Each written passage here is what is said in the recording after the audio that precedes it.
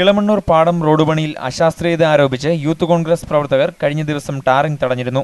Road പണിയുന്ന കോൺട്രാക്ടറോട് youth Congress പ്രവർത്തകർ പണം ആവശ്യപ്പെട്ടത് നൽകാതിരുന്നതിനാലാണ് ടാറിംഗ് തടഞ്ഞതെന്ന് DYFI north village committee secretary Sainuddin ആരോപിച്ചു.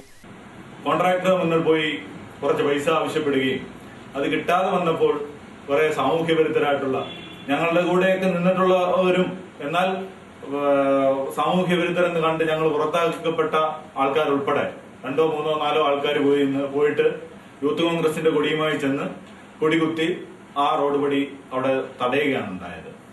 ഇളമണ്ണൂർ പാടം റോഡിന് 1,82,00,000 രൂപയാണ് അനുവദിച്ചിട്ടുള്ളത്. കഴിഞ്ഞ 3 മാസമായി പണികൾ നടന്നുവരികയാണ്. റോഡിന് വീതി കൂട്ടി ടാർ ചെയ്യുന്നതിനു വേണ്ടിയാണ് പണം അനുവദിച്ചിട്ടുള്ളത്. ഇതുവഴി 100 കണക്കിന് വാഹനങ്ങളാണ് ദിവസേന കടന്നുപോകുന്നത്. പാടം, പൂമരുതിക്കുഴി, മാങ്കോട് എന്നീ മലയോര ഗ്രാമങ്ങളെ പട്ടണവുമായി ബന്ധിപ്പിക്കുന്ന പ്രധാന പാതയാണ് ഇത്. ലൈവ് വാർത്ത, പത്തനാപുരം.